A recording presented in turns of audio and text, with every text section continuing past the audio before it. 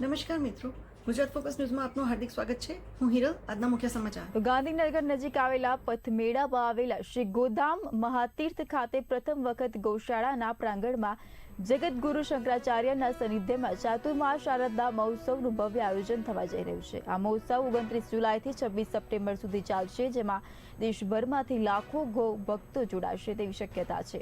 આયોજન ગૌસેવા અને સનાતન સંસ્કૃતિના ક્ષેત્રમાં ઐતિહાસિક ઘટના માનવામાં આવી રહી છે. मैं आलोक सिंगल, सीईओ श्री गोदाम महातीर्थ पथमेड़ा,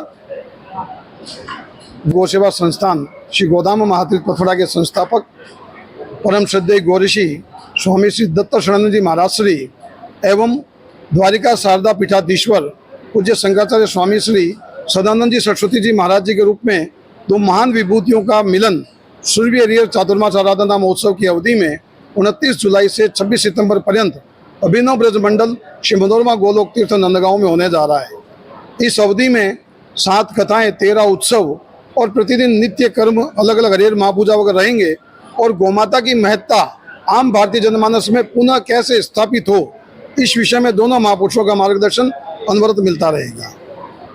देखिए, राजस्थान और गुजरात का जो संबंध है वो सैकड़ों सदियों का रहा है। ये जो स्थान अभिनव ब्रज मंडल राजस्थान गुजरात की सीमा पर है। वहाँ गोदाम महातीर्थ पथमेड़ा की स्वयं की हजारों बीघा भूमि पर 15,000 गौवंश निवास कर रहा है। 10 लाख से अधिक वृक्ष लगे हुए हैं। आरोग्य कुलम का संचालन हो रहा है, गुरुकुल का संचालन हो रहा है। वहाँ सारी सुविधाएं हैं। प्रकृति के साथ में रह करके प्रकृति की पोषक पूज्य गौमाता के महत्व को जानने का अवसर मिलने का अगर कोई स्थान भारत में हो सकता है तो एकमात्र वही है। इसलिए इस आयोजन का केंद्र उसको बनाया गया है।